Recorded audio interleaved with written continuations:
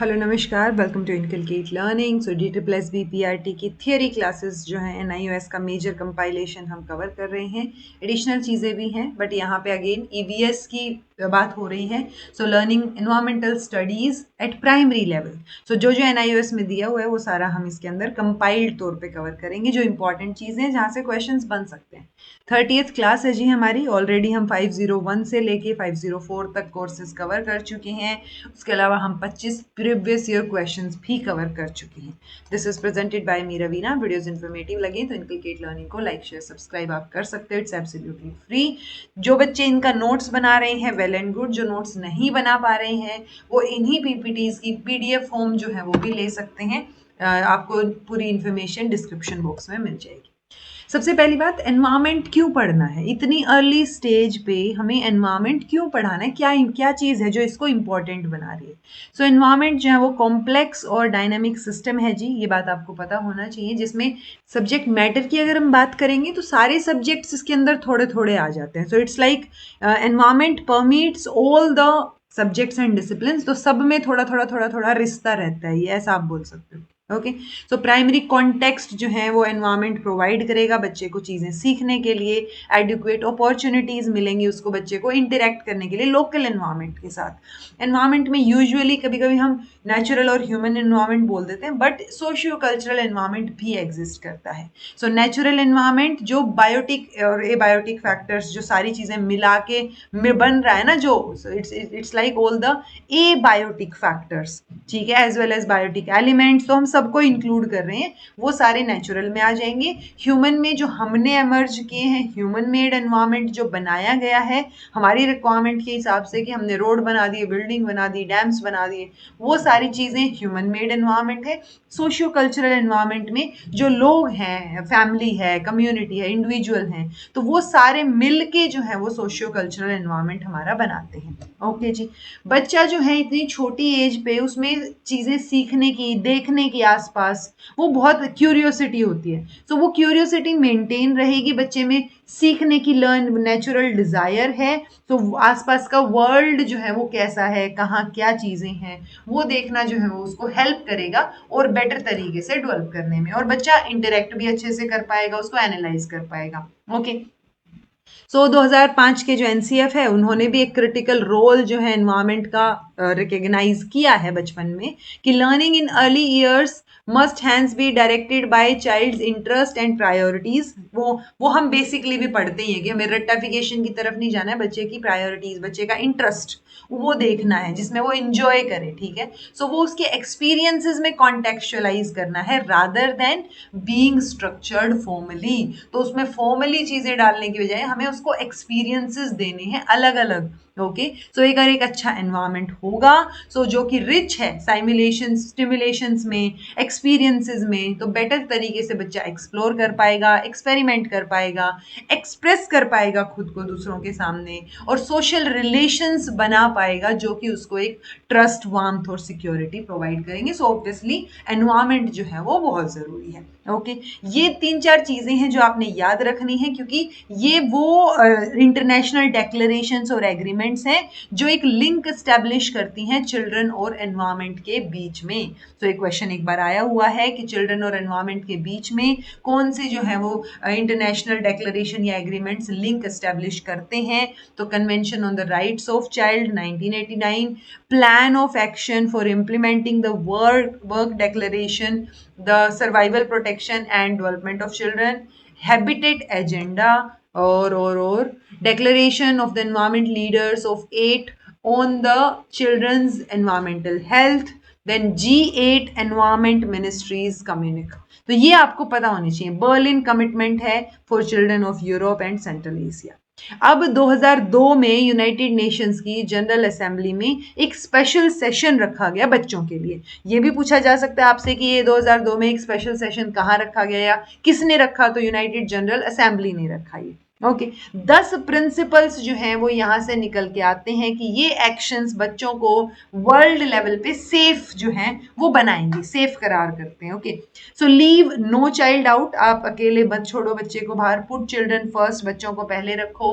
Care for every child, हर एक बच्चे के लिए केयर करनी है। HIV और एड्स से लड़ना है।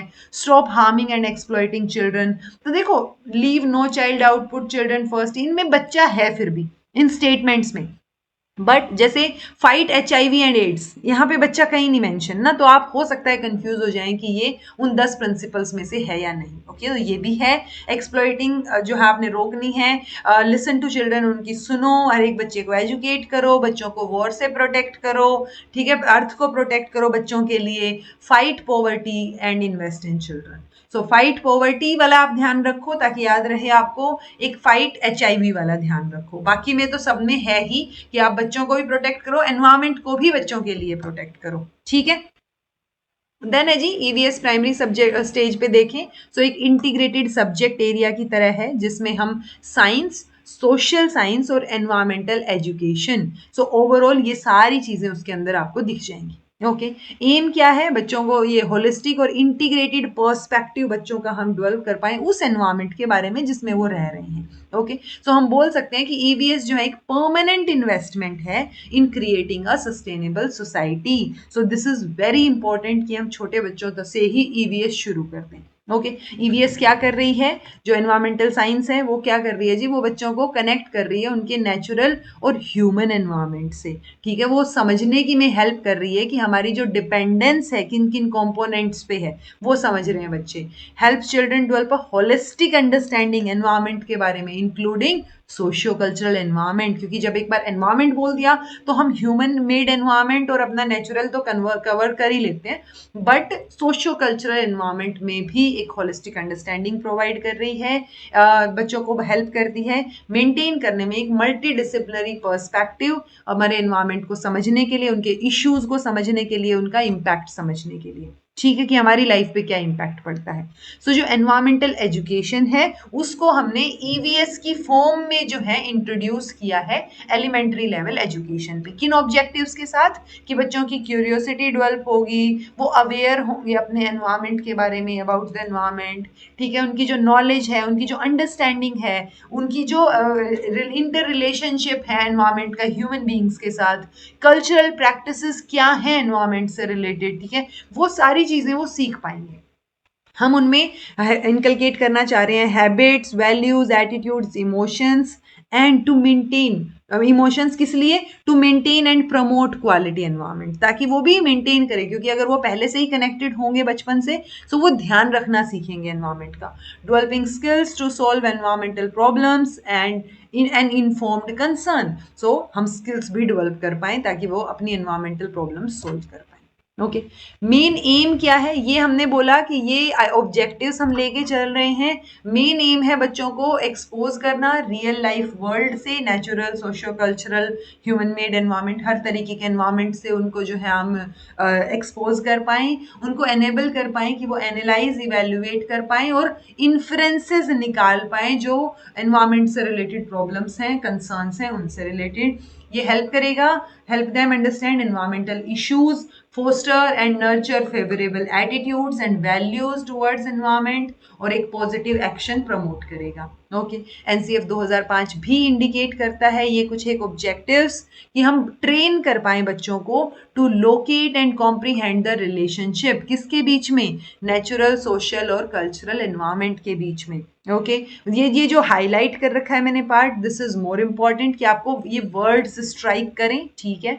सो हम एक अंडरस्टैंडिंग, बच्चे एक अंडरस्टैंडिंग डेवलप कर पाएं, किस बेसिस पे, ऑन ऑब्जर्वेशन, इलस्ट्रेशन, जो जिंदगी वो जी रहे हैं वो रटने की बजाय या इमेजिन करने की बजाय वो एस्पेक्ट्स उनको आसपास दिखें। Okay to create cognitive capacity and resourcefulness, बच्चों में क्यूरियोसिटी, क्रिएटिविटी डेवलप करना, उनको एनवायरमेंटल इश्यूज के बारे में अवेयर करना, बच्चों को एंगेज करना एक्सप्लोरेटरी और हैंड्स ऑन एक्टिविटीज में, जो कि ऑब्वियसली उनकी कॉग्निटिव, साइकोमोटर स्किल्स जो है वो डेवलप करेगी अलग अलग तरीके से। हम एम्फसाइज कर रहे हैं design, fabrication, estimation and measurement, किससे रिलेटेड? एनवायरमेंट, ठीक है, overall. To be able to critically address gender concerns, issues of marginalization and operation. So ये इश्यूज भी हम इसी के अंदर कवर करेंगे ईवीएस में, ओके।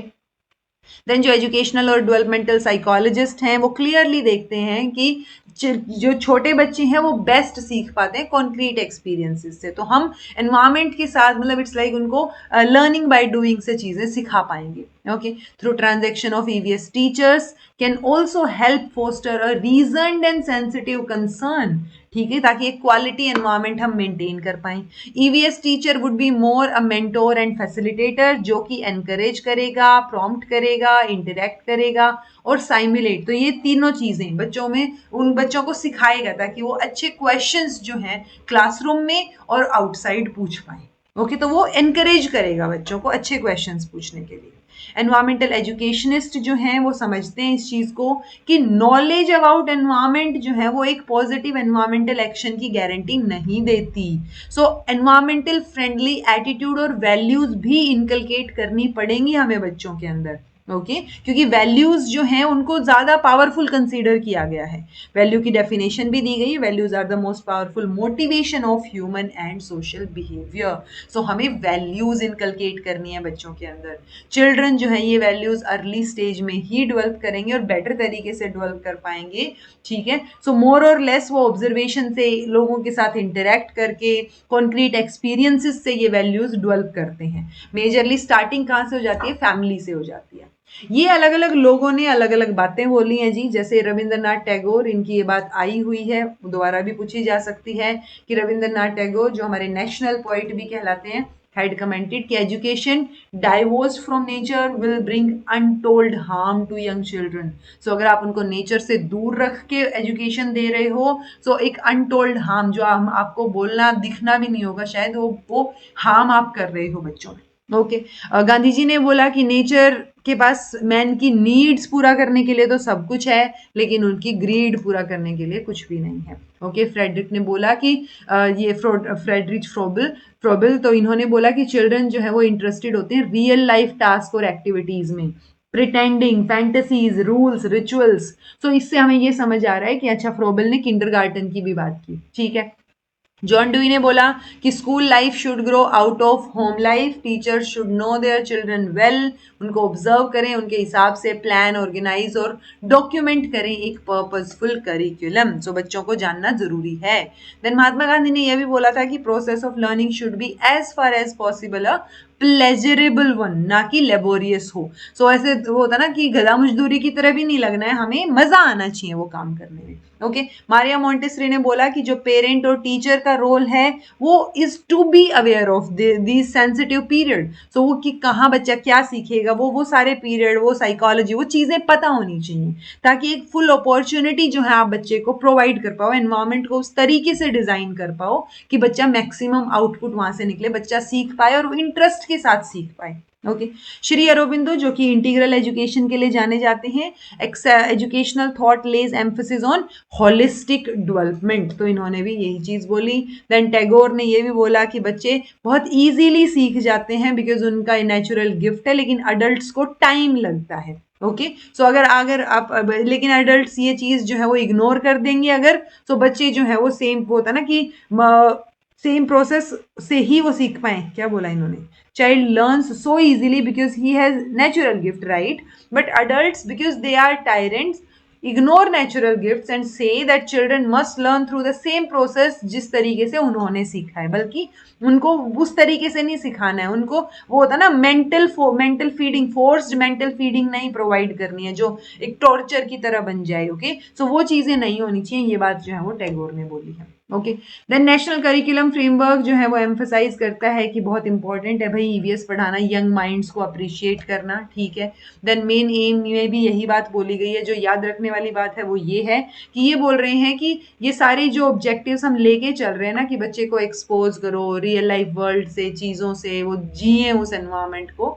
सो ईवीएस जो है वो 3 ब्रॉड प्रिंसिपल्स के अराउंड ऑर्गेनाइज्ड है, जो आपको पता हो। Learning about the environment, environment के बारे में जानना, learning through the environment, environment के थ्रू जानना, और लर्निंग फॉर द एनवायरमेंट। इनका मतलब क्या है? इनका मतलब ये है learning about, through and for the environment. 3 progressive stages हैं एनवायरमेंटल एजुकेशन की। लर्निंग अबाउट मतलब जो नॉलेज, इकोसिस्टम की नॉलेज है उसके बारे में पता होना। अबाउट द एनवायरमेंट, एनवायरमेंट के बारे में पता हो, so acquiring knowledge of the ecosystem. Learning through मतलब नेचर को ही यूज करना, using nature as a setting for general skills जैसे प्रॉब्लम सॉल्विंग। सो यहाँ पे लर्निंग थ्रू नेचर हो रहा है। लर्निंग फॉर मतलब developing stewardship and taking action to protect the planet. तो फॉर एनवायरमेंट, एनवायरमेंट के लिए आप सीख रहे हो, ठीक है। सो ये ओवरऑल 3 ब्रॉड एस्पेक्ट आपको पता होने चाहिए कि कौन सी बात जो है कौन सी चीज में इंक्लूडेड है। कि अगर मैं बोल रही हूँ कि बच्चे को जो है हम इकोसिस्टम के बारे में बता रहे हैं, एनवायरमेंट क्या होता है उसके बारे में बता रहे हैं, पेड़ पौधे क्या होते हैं, तो जब आप क्या वाली बात का जवाब दे रहे हो तो यानी आप एनवायरमेंट के बारे में बता रहे हो, you are telling about the environment, that means learning about environment हो रही है। ओके जब आप बोल रहे हो कि वो उन चीजों का यूज करके ये एक्शन लें कि इन चीजों की वजह से एनवायरमेंट बेटर हो पाएगा, क्वालिटी इंप्रूव हो पाएगी, हम जो है सस्टेनेबल बना पाएंगे हमारे प्लेनेट को, तो those are included in learning for the environment. और जो बाकी बची हुई चीजें हैं, जब आप एनवायरमेंट को यूज करते हो एक जनरल स्किल की तरह, जनरल स्किल में एनवायरमेंटल सेटिंग को यूज कर रहे हो, सो वो आपका लर्निंग थ्रू एनवायरमेंट हो जाएगा। ठीक है जी। देन है ईवीएस के कुछ एक यूनिक फीचर्स होते हैं, क्योंकि ये कॉम्पोजिट है, नेचर में कॉन्टेक्चुअल है, चाइल्ड सेंटर्ड है, कोई एब्सोल्यूट राइट रोंग आपको ईवीएस में नजर नहीं आएगा, और वैल्यूज जो है वो इंटीग्रल पार्ट रहेंगी ईवीएस का। ओके रिसर्चर्स ने बहुत सारे तरीके एस्टेब्लिश किए कि बच्चे जो हैं वो डिफरेंटली सीखते हैं फ्रॉम अडल्ट्स, अलग अलग तरीके से सीखेंगे, वो रियल लाइफ कॉन्टेक्स्ट से सीखते हैं, लर्निंग बाय डूइंग से सीखते हैं, अपने सराउंडिंग्स और एनवायरमेंट से सीखते हैं, ठीक है, by constructing and reconstructing the meanings. तो जो एक्सपीरियंस होगा उस बेसिस पे वो कंस्ट्रक्ट करेंगे, कोई और एक्सपीरियंस हुआ तो उसी मीनिंग को रिकंस्ट्रक्ट भी करेंगे। ओके मोस्ट इंपॉर्टेंट पैराग्राफ लगा लो, पेडागोजिकल ऑर्गेनाइजेशन जो है हमारी लर्निंग ईवीएस पढ़ाने की। ओके सो हम बोल रहे हैं कि let child's environment be his और हर लर्निंग लेबोरेटरी, तो उसको सीखने दो, नॉन टू अननोन उसको एक्सप्लोर करने दो, कॉन्क्रीट टू एब्स्ट्रैक्ट एक्सप्लोर करने दो। ओके डिजाइन करो रियल लाइफ बेस्ड लर्निंग अपने क्लासरूम्स में। इसीलिए थर्ड फोर्थ फिफ्थ की जो ईवीएस की बुक है उसका टाइटल है लुकिंग अराउंड, यानी इधर उधर देखना, चीजों को जानना, इंटरेक्ट करना। ओके जो थीम्स हैं ये तीसरी चौथी पांचवी में, वो 6 थीम्स हैं, ये 6 की 6 थीम्स आपको पता हो। पहली थीम है फैमिली एंड फ्रेंड्स, दूसरी है food, shelter, water, travel, things we make और डू एंड डू। अब ये जो पहली थीम है फैमिली एंड फ्रेंड्स, इसमें ये 4 सब थीम हैं, ये भी आपने याद रखनी है। रिलेशनशिप, क्योंकि फैमिली फ्रेंड्स की बात हो रही है, so relationship, work and play, animals and plants, तो ये ओवरऑल 4 सब थीम्स हैं, तो आपको ये पता होनी चाहिए चीजें, ठीक है। Then establish link between and across the discipline, हमें इंटीग्रेट करनी है नॉलेज, डायलॉग्स और क्वेश्चनिंग जो है वो एनकरेज करनी है, टीचर का रोल एक फैसिलिटेटर का होगा, ये बात हमेशा ध्यान रखनी है, ठीक है जी। सो अब ये याद रहेंगी, फैमिली एंड फ्रेंड्स, जो खाना हम खाते हैं फूड, शेल्टर रहते हो, रोटी कपड़ा मकान होता है ना, सो रोटी कपड़ा मकान लगा लो, ये रहा, ये मकान हो गया, ये आपका रोटी हो गया, देन ये आपका पानी हो गया, एयर नहीं आएगा इसमें, कई बार पूछ लेते हैं, वो पता होना चाहिए, ट्रैवल है, और things we do make and do. Syllabus जो है वो इन 3 साल में आउटवर्ड मूव करता हुआ नजर आएगा जी आपको, ठीक है। जैसे आप इमीडिएट सेल्फ या फैमिली से शुरू कर रहे हो, फिर आप नेबरहुड, लोकेलिटी, कंट्री, इस तरीके से आप बच्चे का हॉराइजन जो है वो बढ़ाते हुए चले जा रहे हो, ठीक है। जैसे 5वीं में आते आते वो सेल्फ को कैसे देखेंगे, एक लार्जर कॉन्टेक्स्ट में, कि आप जो है एक कम्युनिटी का पार्ट हो, एक कंट्री का पार्ट हो, आप वर्ल्ड के इस जगह पे रहते हो, सो वो आइडिया, एक ब्रॉड आइडिया 5वीं क्लास तक बच्चे को हम दे देंगे। ओके बियॉन्ड क्लासरूम जाने की बात हुई है जी, beyond classroom and beyond the textbook, तो आउटसाइड लाइफ से लिंक करनी है चीजें, ये बात हमें पता है, एनसीएफ बोलता है। जैसे हम क्या क्या एग्जांपल्स ले सकते हैं, linking the characters in the lesson to child's own life, तो आप लिंक करके समझाओ, ठीक है। एनकरेज करो बच्चों को कि वो पर्सनल कॉन्टेक्स्ट या एक्सपीरियंस शेयर करें, ठीक है, जो उन्होंने फील किया हो कभी उस चीज से रिलेटेड।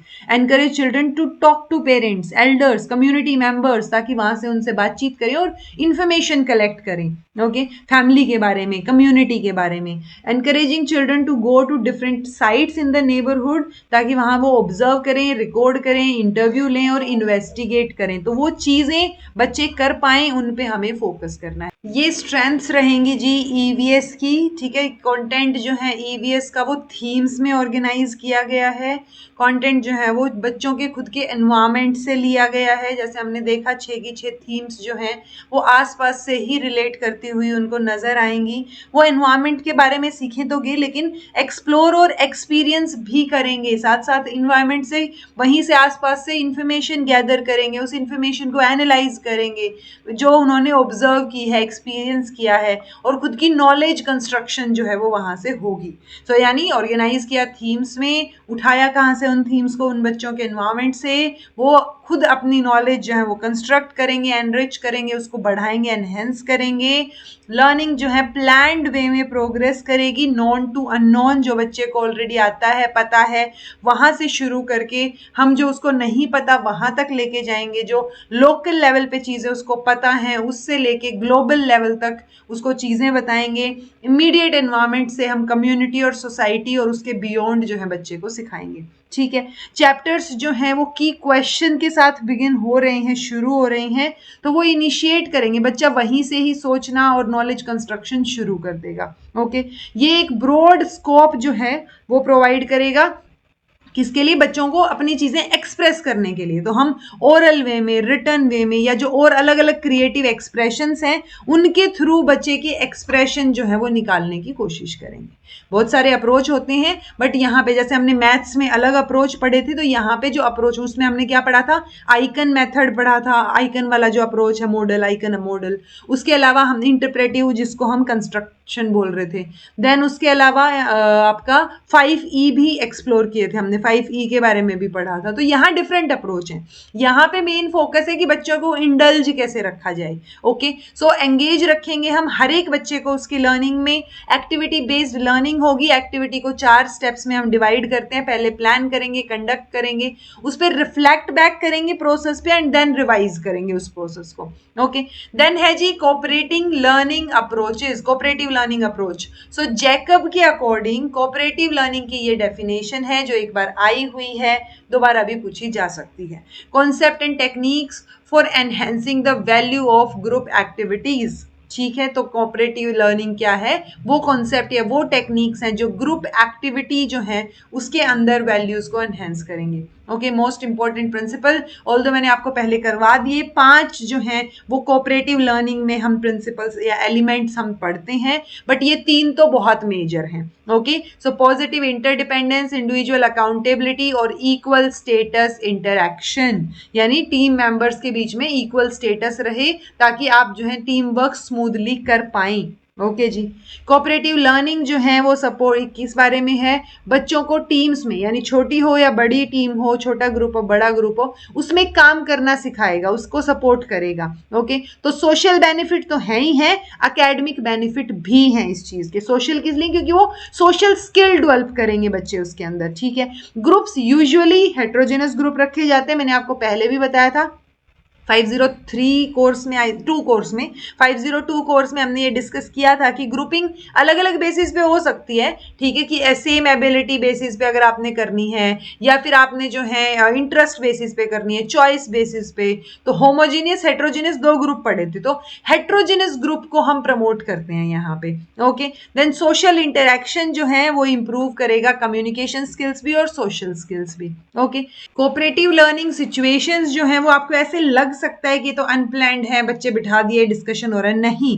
कोऑपरेटिव लर्निंग सिचुएशंस बनाने के लिए एक लॉट ऑफ प्लानिंग की जरूरत हमें पड़ती है, ठीक है। उसके नीड्स, ऑब्जेक्टिव्स, कैसे उस सेशन को अरेंज करेंगे, कैसे जो है वो लिंक एस्टैब्लिश करेंगे, पहले से प्री प्लानिंग करेंगे, पोस्ट सेशन डिस्कशन चीज़ें, वो सारी चीज़ें प्लान्ड होती हैं। तो बहुत एफर्ट लगता है कोऑपरेटिव लर्निंग में। ओके, टीचर का रोल बहुत इंपॉर्टेंट होता है इसमें, ठीक है। एक इफेक्टिव कोऑपरेटिव लर्निंग ग्रुप जो है बनाने के लिए टीचर को बच्चों के बारे में जानना बहुत ज़रूरी है। और हम हमेशा साइकोलॉजी में, पेडागोजी में ये बात करते हैं कि टीचर जो है अपने लर्नर्स को जाने, सो बच्चों के बारे में, उनकी नीड्स को असेस करे, वो चीज़ें पता होनी बहुत ज़रूरी है। सो ओवरऑल आपको जो है लेसन प्लान करने के लिए कोऑपरेटिव लर्निंग का बहुत सारा टाइम डिवोट करना पड़ेगा। एक बार ग्रुप ने काम करना शुरू कर दिया तो टीचर का रोल जो है वो इमीडिएटली शिफ्ट हो जाएगा मेंटोर की तरफ।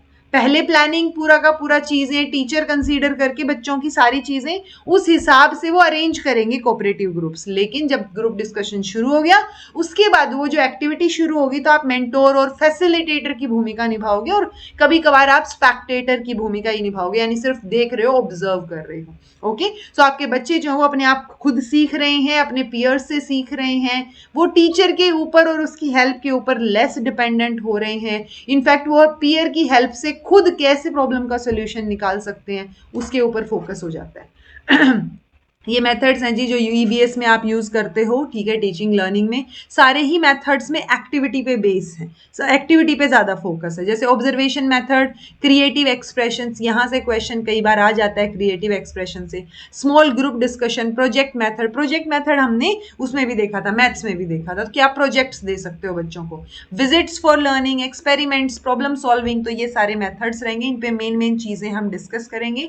बट एक अप्रोप्रिएट टीचिंग लर्निंग मेथड आप कैसे सिलेक्ट करोगे, यूजुअली इफेक्टिव टीचर उसको बोला जाएगा जो कि अच्छे से कम्युनिकेट कर पाए और एक मिक्स्ड अप्रोच जो है वो यूज करे, यानी कॉम्बिनेशन होना चाहिए। ऐसा ना हो कि आप एक ही तरीके का मेथड यूज कर रहे होगे, कि मान लो आप हमेशा जो है विजिट्स फॉर लर्निंग तो नहीं करवा सकते ना, हर बार नहीं हो सकता, कभी आपको प्रोजेक्ट देने पड़ेंगे, कभी आप ग्रुप डिस्कशन रखोगे, तो वो मिक्स्ड अप्रोच जो है वो बेस्ट होता है। दो की फैक्टर जो है एक अप्रोप्रिएट मेथड सिलेक्ट करने के टाइम पे हम देखते हैं, यानी दो चीजों पे डिपेंड करेगा ये, नेचर ऑफ कंटेंट, कि किस तरीके का कंटेंट है जो हमें ट्रांजैक्ट करना है, डिलीवर करना है। ओके, दूसरा इंपॉर्टेंट फैक्टर रहेगा कि which you should consider is while deciding on teaching learning method, preferred learning style, आपके बच्चे किस तरीके से सीखते हैं। ओके, सो बच्चों का लर्निंग स्टाइल और आपका कंटेंट का नेचर, कि कैसा आप प्रोवाइड कर रहे हो, कैसे प्रोवाइड कर सकते हो, कि आप जो है लोकल विजिट करवा के बच्चों को ज्यादा सिखा सकते हो बेटर,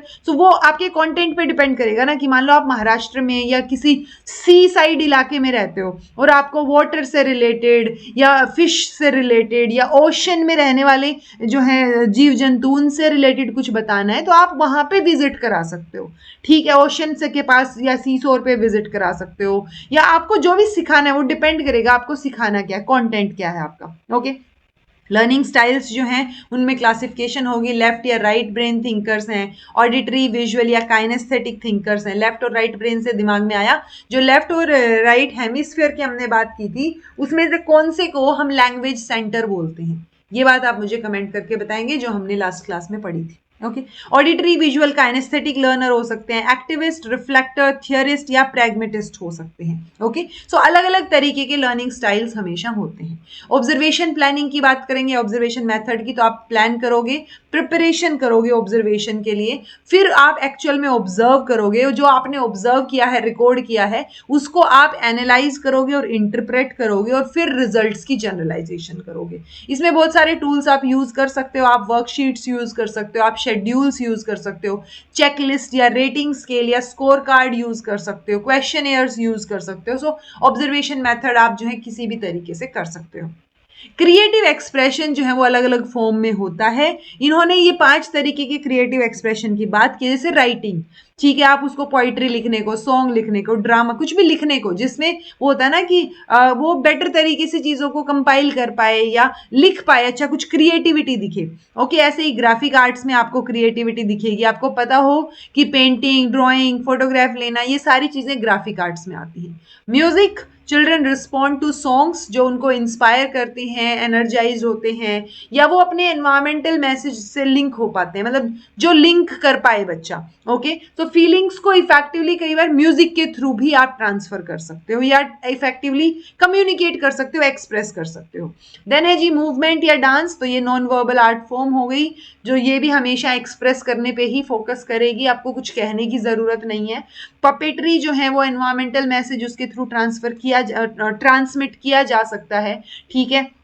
देन है for this training and specific skills are required, क्योंकि हर कोई जो है वो पपेट्री का शो तो नहीं कर सकता ना, तो चीजों की जरूरत पड़ेगी आपको, बट ये क्रिएटिव एक्सप्रेशन है, क्रिएटिवली बच्चा अपने आप को एक्सप्रेस कर पाएगा। ओके, ईवीएस में क्रिएटिव एक्सप्रेशन क्या करेगा, क्रिएटिविटी जो है वो स्टिमुलेट करेगी लर्निंग को, क्रिएटिविटी जो है वो सोशल, एनवायरमेंटल और आपके कल्चरल इश्यूज को पॉइंट आउट करेगी, उनके ऊपर रिस्पॉन्स देगी, ठीक है। एक ability to manage the change, ठीक है, उसको एनहेंस करेगी कि आप कैसे बदलाव अगर हो रहा है तो आप उसके प्रति फ्लेक्सिबल हो पाओ। ओके, क्रिएटिव एक्सप्रेशन जो है वो हेल्पफुल हो सकता है क्या डेवलप करने में, affective domain, because affective domain in Bloom taxonomy किससे रिलेटेड है, इमोशंस, एटीट्यूड, फीलिंग्स, उनसे रिलेटेड है। सो क्रिएटिव एक्सप्रेशन में आप अपने आप को एक्सप्रेस ही तो कर रहे हो इमोशनली कंपैरेटिवली आप देखें तो, राइट। सो अफेक्टिव डोमेन को डेवलप करने के लिए हेल्पफुल रही।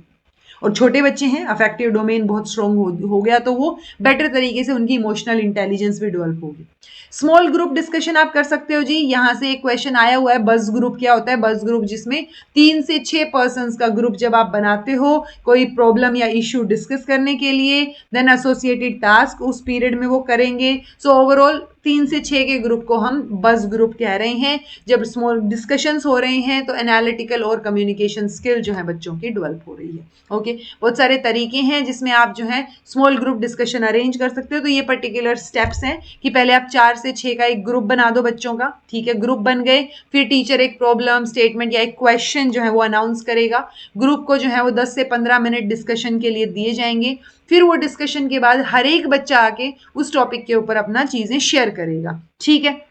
देन है हर एक ग्रुप स्पेंड करेगा कुछ एक मिनट्स रिव्यू करने पे, कंसोलिडेट करने पे और रिकॉर्ड द ओपिनियंस। तो जो भी ओपिनियंस, आइडियाज जनरेट हुए हैं उनको रिकॉर्ड करना है, डिस्कशन करना है, रिव्यू करना है टेक्निकली, और हर एक ग्रुप जो है वो रिपोर्ट करेगा पूरी क्लास को, तो वो बताएगा, ठीक है। सो ये जो है स्मॉल ग्रुप डिस्कशन के पॉइंट्स हैं, and it is important being a teacher, हर एक ग्रुप डिस्कशन गोल ओरिएंटेड होना चाहिए, वो एजुकेशनल पर्पस जो है उस सब्जेक्ट के साथ लिंक भी होना चाहिए।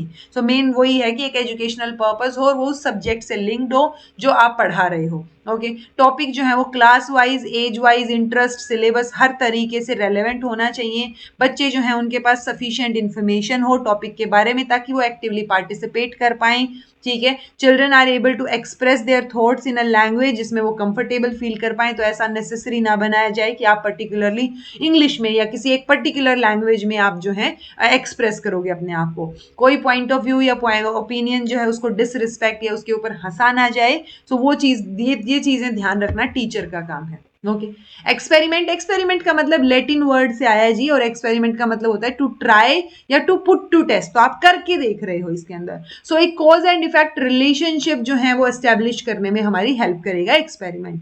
Okay, so it is not difficult to devise experiments, जो कि ये होता है ना कि एक that can be generally fitted within the time allocated to teach a particular topic.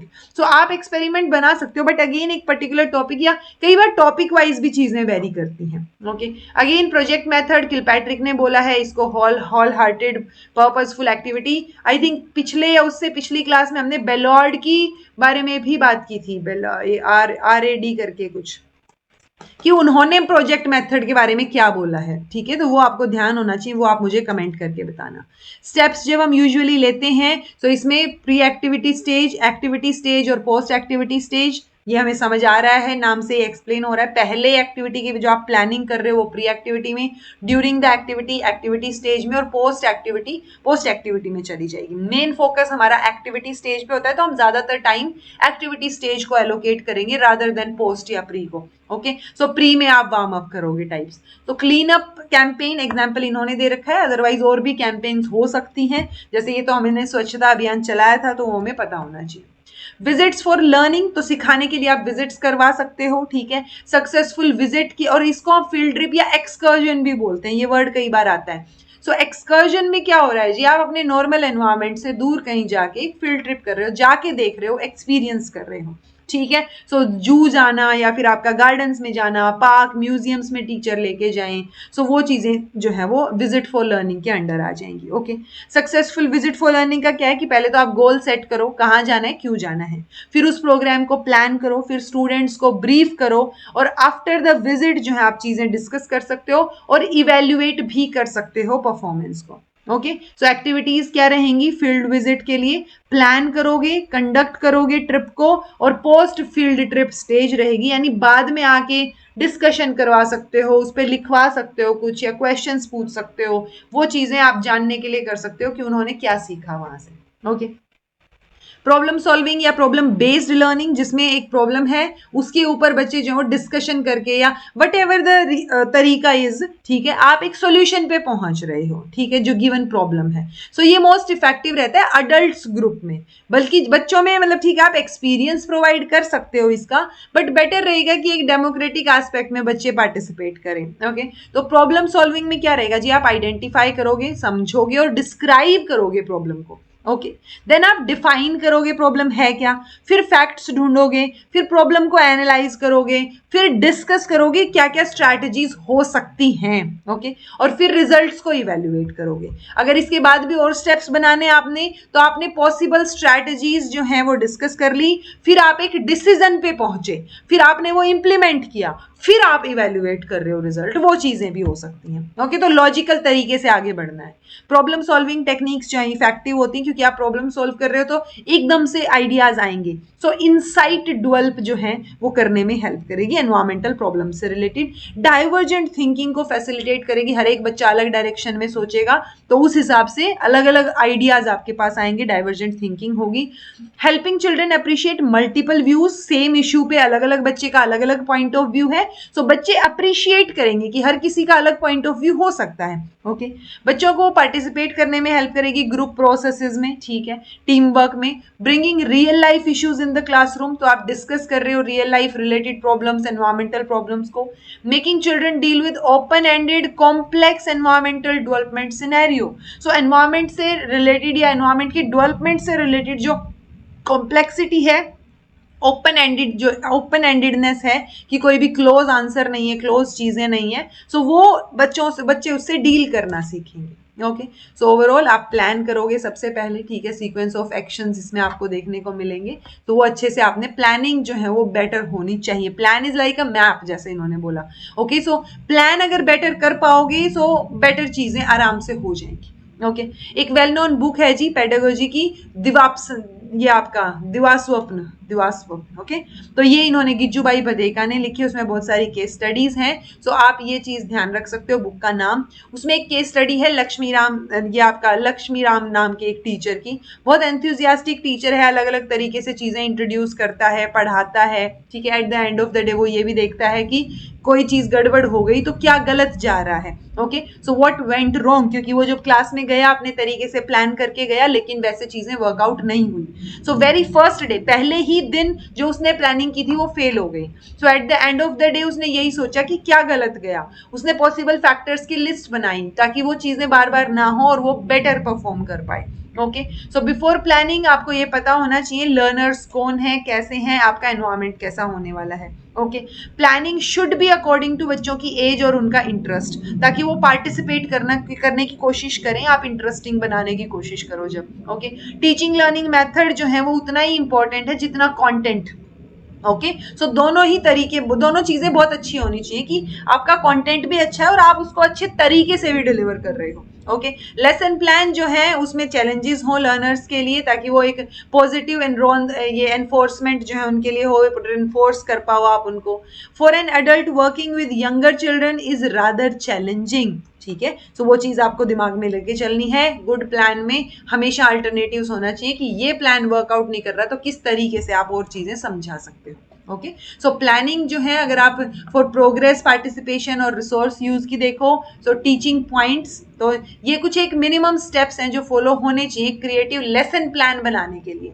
Okay, so teaching points from the lesson to be dealt with the topic, the key teaching points need to be identified कि exactly ये main point है, ये पढ़ाना है. जैसे मैंने ये पूरा कोर्स देख के आपका इन्वायरमेंट वाला, और मैंने सोचा कि ये चीजें तो इंपॉर्टेंट है, ये पॉइंट्स हैं, ये पढ़ाने ही हैं. ओके, ये आने चाहिए उसके अंदर. देन आउटलाइन लर्निंग ऑब्जेक्टिव्स कि क्या क्या सिखाना है. तो होता है ना कि एक single topic based on teaching points, तो उस हिसाब से आप सीरीज बनाओगे. तो ऑब्जेक्टिव्स आपको पता हो. प्लान द इंट्रोडक्शन और specific learning activity. So major type of learning objective क्या है कि आप नॉलेज बताना चाह रहे हो, अंडरस्टैंडिंग हो, एप्लीकेशन, स्किल, एटीट्यूड, क्या सिखाना चाह रहे हो. सो क्या लर्निंग ऑब्जेक्टिव रहेगा, तो उसके लिए क्या क्या एक्टिविटी चाहिए होगी, वो सारी चीजें आपने प्लान करनी है. फिर आप प्लान करोगे to check for learning and understanding. Okay, so during the class आप कैसे जो है बच्चों को कंफर्टेबल करोगे लर्निंग में, आपको पता कैसे चलेगा कि सब चीजें ठीक चल रही हैं, नहीं चल रही हैं वो चीजें. एक कंक्लूजन जो है वो आपने डेवलप करना है. ठीक है, कैसे आप रिकैपिचुलेट करोगे सारी चीजों को.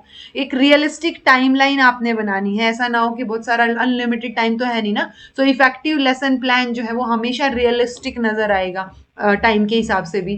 देन आप लेसन प्लान प्रेजेंट करोगे. फिर आपने जो प्रेजेंट किया है उसके बाद आप रिफ्लेक्ट बैक करोगे कि क्या क्या चीजें जो है वो गड़बड़ हुई, क्या नहीं हुई. गड़बड़ हो रही है तो आपको डिस्करेज नहीं होना है, आपको ये देखना है कि कैसे आप बेटर बन सकते हो. सो वो इवन वो होता है ना कि एक्सपीरियंस टीचर भी कई बार गड़बड़ हो जाती है उनसे भी. सो ऐसा डिसहार्टन नहीं होना है. आप कुछ मिनट लो, रिफ्लेक्ट बैक करो, क्या चीज सही गई, क्या गलत गई. गलत गई तो उसको ठीक कैसे किया जाए, वो चीजें आपने रिफ्लेक्ट बैक करनी है. ओके जी, ये रिसोर्सेज है ईवीएस के. इससे क्वेश्चन आया हुआ है, आपसे पूछा गया था कारपेंटर, यानी इनमें से कम्युनिटी रिसोर्स कौन सा है, और आपको ऑप्शन दे दिए कारपेंटर, बैंक, हॉस्पिटल, ऑफिस, इस तरीके से. सो कारपेंटर, तो कम्युनिटी रिसोर्सेज में आएंगे जी कारपेंटर, यानी कम्युनिटी रिसोर्स ना, तो कम्युनिटी मोबिलाइजर्स दिखेंगे आपको. कारपेंटर, शॉपकीपर, पेरेंट, टीचर, वो चीजें. इंस्टीट्यूशनल रिसोर्स में इंस्टीट्यूशंस दिखेंगे, bank, hospital, office, universities. Nature में आपको नेचर की चीजें दिखेंगी, रिवर, जंगल, pond, soil, ocean. Media resources में newspaper, television, radio, poster, advertisements. Technology में बाकी सारी technology, mobile phone, camera, audio, then आपका रिकॉर्डर, ऑडियो रिकॉर्डर या वीडियो रिकॉर्डर, वो सारी चीजें टेक्नोलॉजी में जाएंगी. देन आपका है ह्यूमन मेड रिसोर्स, जो ह्यूमन ने बनाए हैं, पेन, पेपर, पेंसिल. देन आपका वेस्ट पेपर, ये इसमें जाएंगे. तो ये 6 तरीके के रिसोर्स इन्होंने एक्सप्लेन किए हैं. ये 6 के 6 आपको पता होने चाहिए जी ईवीएस. ओके, देन ये रिसोर्स है और कैसे आप उसको यूज कर सकते हो, कि मोबाइल फोन को कैसे यूज कर सकते हो. आप नेचुरल साउंड्स रिकॉर्ड कर सकते हो, कि सुबह चिड़िया चहचहा रही थी, आपने वो रिकॉर्ड कर लिया, आप बच्चों को वो सुना रहे हो. ठीक है, स्टॉप वॉच फैसिलिटी के लिए काम आ सकता है, कहीं जा रहे हो तो जीपीएस के लिए काम आ सकता है. कंप्यूटर जो है मल्टीमीडिया फैसिलिटी में वीडियो प्रेजेंटेशन दिखाने के काम आ सकता है, इंटरनेट यूज करने के या इंफॉर्मेशन गैदर करने के काम आ सकता है. एनिमेशंस दिखा सकते हो आप, माइक्रोसॉफ्ट ऑफिस या कोई और डाटा, पावर पॉइंट, वो चीजें यूज कर सकते हो. कैमरा से आप रिकॉर्ड कर सकते हो नेचुरल एक्टिविटीज को. और फील्ड ट्रिप्स वगैरह के दौरान जो है ये बहुत यूजफुल रहेगा बाकी चीजों को रिकॉर्ड करने के लिए. ठीक है जी.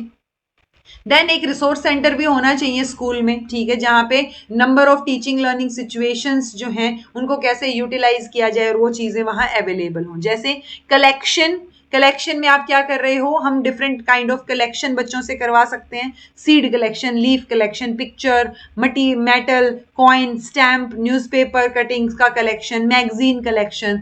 सो ये कलेक्शन का काम रहेगा. कॉर्नर, आप स्टोरी बुक कॉर्नर बना सकते हो अलग से, फाइल कॉर्नर जिसमें फाइल्स रखी हो, प्रोजेक्ट कॉर्नर, कलेक्शन कॉर्नर. सो ये अलग अलग कॉर्नर्स जो है वो मेंशन है.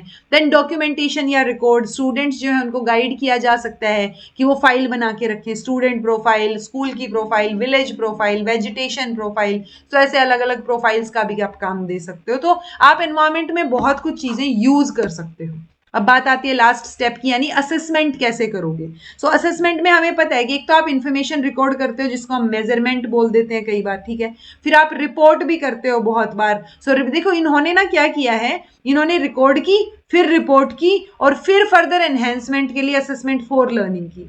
तो ये वो समेटिव, देखो टेक्निकली असेसमेंट ऑफ लर्निंग हम समेटिव में लेते हैं, बट इन्होंने इस तरीके से ईवीएस में इसको यूज किया है कि आप इंफॉर्मेशन को रिकॉर्ड करोगे, पहले रिपोर्ट करोगे उसको, और उसके बाद उसमें एनहेंस करने के लिए आप असेसमेंट फॉर लर्निंग के लिए उसको यूज करोगे. ओके, सो दोनों तरीके हो सकते हैं, बट आपको ये पता होना चाहिए असेसमेंट फॉर लर्निंग में फीडबैक है, आपके पास जो है वो ऑप्शन है एनहेंसमेंट का. ठीक है, बट असेसमेंट ऑफ लर्निंग जिसको हम समेटिव लर्निंग बोलते हैं, तो समेटिव असेसमेंट आपकी एंड टर्म में जाके होती है। ओके, सो बट आप जब रिकॉर्ड कर रहे हो इंफॉर्मेशन को किसी भी टूल की हेल्प से, सो वो बच्चों को और डेप्थ में जानने के लिए जो है वो कोशिश करेगा, इसीलिए इसको असेसमेंट ऑफ लर्निंग बोला है। असेसमेंट फॉर लर्निंग हमें पता है, जब आप ड्यूरिंग द क्या आप और इम्प्रूव कर सकते हो, बाद में एक्टिविटी दोबारा कंडक्ट करनी हो तो इसको हम रेमेडिएशन भी बोलते हैं, कि आप क्या क्या रेमेडीज जो है वो अप्लाई कर सकते हो। ओके, असेसमेंट टूल्स बहुत सारे हो सकते हैं, जो भी आप जिस तरीके से कलेक्ट करना चाहो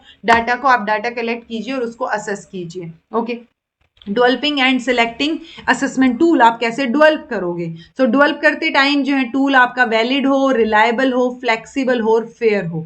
सो ये प्रिंसिपल्स तो फॉर श्योर होने ही चाहिए। Validity is equal to accuracy, कई बार बता चुकी हूँ बट बार बार रिपीट करती हूँ हर एक उसमें जहां भी वैलिडिटी वर्ड आ जाए, because it is important.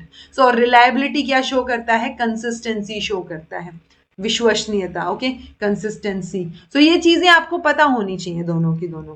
Okay जी, तो जो भी आप टूल लोगे वो रेलेवेंट हो, और वो सारी चीजें, वो फंडामेंटल स्टेप्स होते हैं ना, कि आप पहले ऑब्जेक्टिव्स को क्लैरिफाई कर लो, मोस्ट अप्रोप्रिएट असेसमेंट टेक्निक को चूज कर लो, डिजाइन करो एक रेलेवेंट टूल। सो वो चीजें होनी चाहिए जो रिलायबल और फ्लेक्सिबल हो। ठीक है, असेसमेंट टूल के लिए ये पॉइंट्स याद करने बहुत जरूरी हैं।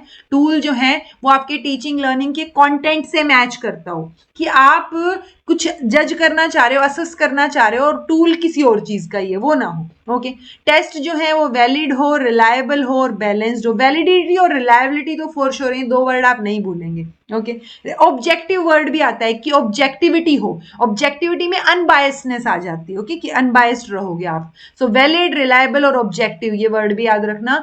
सिंपल कॉन्सेप्ट से शुरू हो रहा हो, ट्राई आउट करो उसकी टाइमिंग्स को, include both direct and indirect items, तो हर तरीके के क्वेश्चंस आपने उसमें इंक्लूड करने हैं। ठीक है जी, ओवरऑल हर बार हम असेसमेंट में इसी चीज पे फोकस करेंगे कि सीसीई हो, कॉन्टिन्यूअस एंड कॉम्प्रिहेंसिव इवेल्युएशन हो। कॉन्टिन्यूअस मतलब रेगुलर तरीके से कॉन्टिन्यूटी में, और कॉम्प्रिहेंसिव मतलब आपका स्कॉलिस्टिक और को स्कॉलिस्टिक दोनों ऐड कर दिए हमने। ठीक है, सो वेराइटी ऑफ असेसमेंट टेक्निक्स हो सकती हैं, आप ओरल तरीके से, रिटन तरीके से, या परफॉर्मेंस लेके आप किसी भी टेक्निक के थ्रू क्या कर सकते हो जी, असेस करके देख सकते हो। ओरल टेक्निक में ये देखो, ये आगे ओरल क्वेश्चंस आ गए, डिबेट आ गया, डिस्कशन आ गया, क्विज, ड्रामा, ये चीजें आ सकती हैं। रिटन में हमारे पास अलग अलग टाइप के क्वेश्चंस आ गए, ऐसे type, short answer, objective type, अलग अलग अगेन। ठीक है, ऑब्जेक्टिव वाले थोड़े रिलायबल, विश्वसनीय ज्यादा होते हैं एज कंपैरिजन टू ऐसे टाइप, क्योंकि ऐसे टाइप में आपने अपना पॉइंट ऑफ व्यू तो प्रेजेंट किया, लेकिन जो चेक कर रहा है मार्किंग के लिए, वो ऑब्जेक्टिव क्वेश्चन ज्यादा बेटर है। ओके, परफॉर्मेंस टेस्ट हो सकता है जी, डायरेक्ट ऑब्जर्वेशन, आप स्टूडेंट कुछ परफॉर्म कर रहा है, उसकी डायरेक्ट ऑब्जर्वेशन करके उस हिसाब से जो एक्टिविटी या टास्क वो परफॉर्म कर रहा है, उसके हिसाब से आप बच्चे को असेस कर रहे हो। ठीक है, सो वो परफॉर्मेंस असेसमेंट हो जाएगी।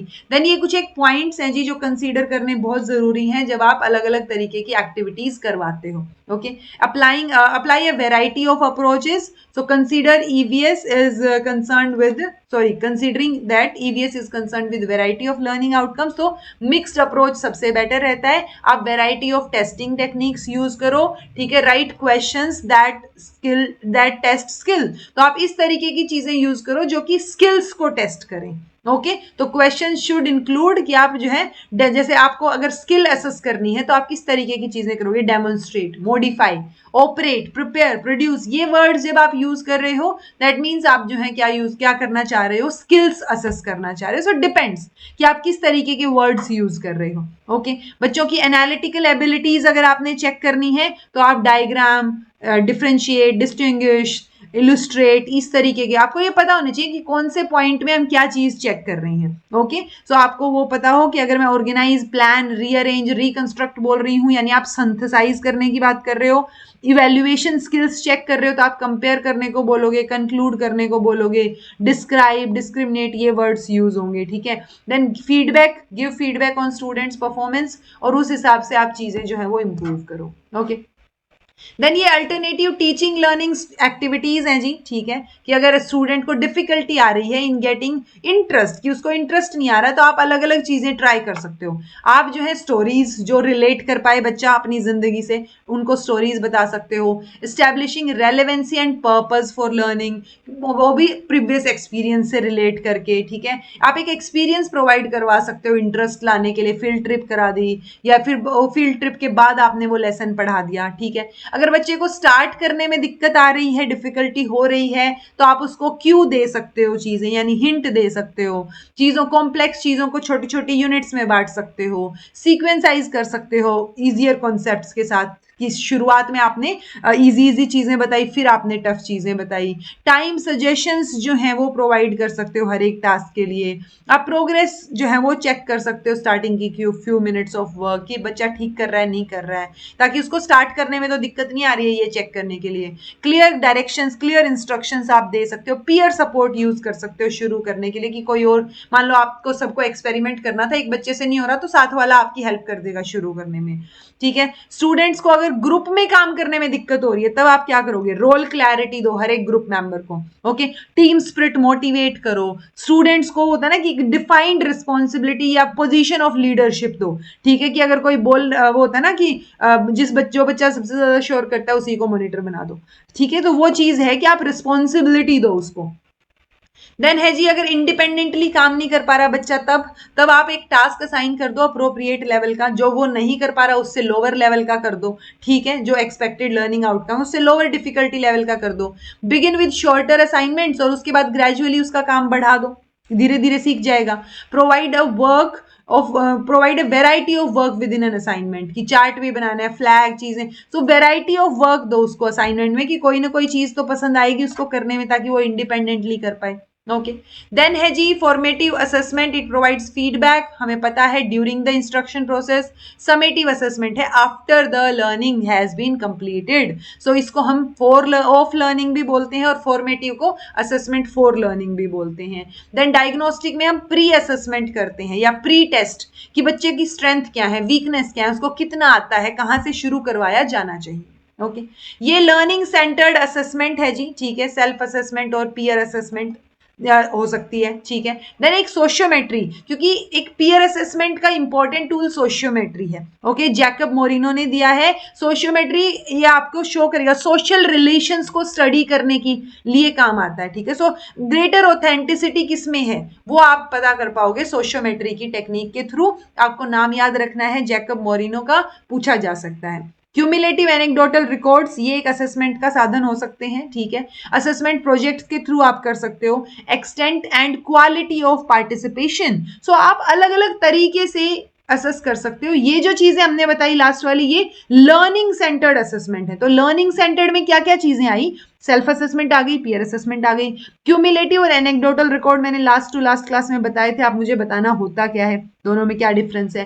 प्रोजेक्ट्स के थ्रू आप असेस कर सकते हो, क्योंकि लर्निंग पे फोकस है, ठीक है। किस हद तक बच्चे ने पार्टिसिपेट किया है, किस क्वालिटी का काम किया है, वो चीजें अगर आप चेक कर रहे हो तो वो भी लर्निंग सेंटर्ड असेसमेंट में जाएंगी, ठीक है जी।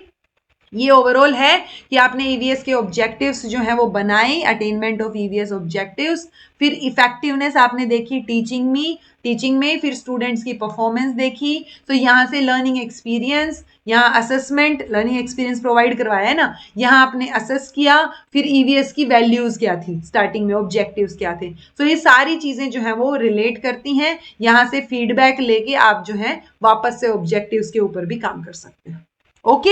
सो ये हमारी आज की क्लास हो गई है जी। नेक्स्ट क्लास थोड़ी सी ज्यादा लंबी होने वाली है, अब तक की सारी क्लासेस में से 10 में से ये सबसे ज्यादा लंबी है, because child growth and development भी आ गया, पर्सनैलिटी भी आ गया, इंक्लूसिव एजुकेशन भी आ गया। तो ये अगली क्लास इंपॉर्टेंट होने वाली है, हो सकता है इसमें 1-1.5 दिन का टाइम लग जाए, ठीक है। मेरी बेबी की भी तबीयत थोड़ी डाउन है, तो इसमें टाइम लग सकता है जी रिकॉर्ड होने में। अदरवाइज जिनके पास नोट्स हैं, ये पीपीटी जिन्होंने ऑलरेडी ले रखी हैं, वो पढ़ सकते हैं आराम से, ठीक है जी।